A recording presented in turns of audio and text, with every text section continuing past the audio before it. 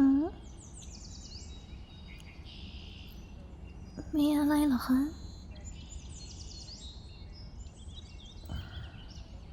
ได้เวลาไปปลุกคนอื่นแล้วเหรอไม่เอาหรอกมาลินยังอยากนอนอยู่เลย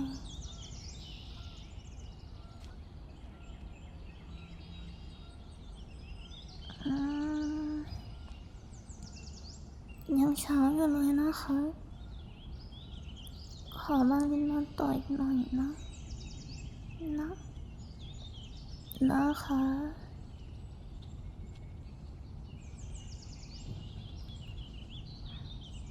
เย่งั้นมาลินสวัสดีนะคะคนผู้พิเศษเอาไว้เจอกันตอนตื่นนอนนะ